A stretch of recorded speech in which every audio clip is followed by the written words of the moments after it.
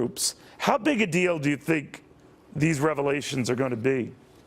I think, Neal, that this has changed everything. This is the direct evidence that this was partisan political targeting. I mean, it was all coming together. There were various reasons for Lois Lerner to take the Fifth because she could be facing real criminal charges, but this just brought it all right to a head. We're actually looking at changing our lawsuit. I mean, the fact that she's calling the Tea Party cases, quote, very dangerous, and then says in all caps, we're not going to run these through Cincinnati. On top of that, in June of 2012, she responds back to her top advisor's email about Senate Democrats being in trouble because of outside conservative money, and she writes back, perhaps the FEC will save the day. Well, you know what happened, Neal?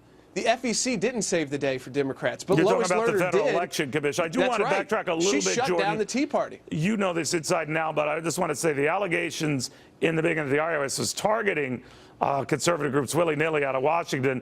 The original argument was these were some rogue agents in Cincinnati. Right. When you have Lois Lerner now saying, you know, maybe we should be moving this back to Washington, that clearly dislodges that argument. So what's going to happen now? What do you think happens now? She's going to be compelled to testify again. They have to probably do some sort of a deal to make that happen. What do you see happening?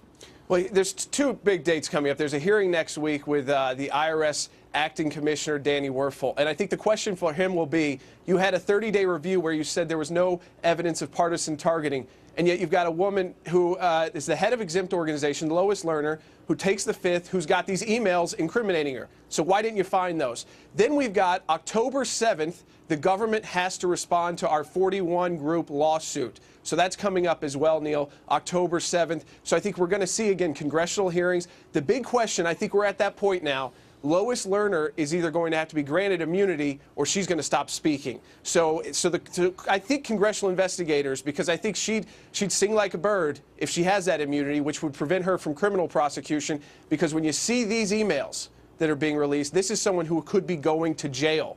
And so it'd be worth it to her to take that immunity and testify. But what we do know now is that this was all Washington, 100%, and a complete lie about Cincinnati, trying to throw that on those low-level workers like they tried to do. The White House should have known better. All right. She should have known better, too. Word to the wise. Any of you contemplating a crime, don't email it. This is a little aside. Jordan's the lawyer. I'm not but it seems like good practical advice. Jordan, thank you very, very much. Thanks, well, Lois Lerner is still technically off the hook.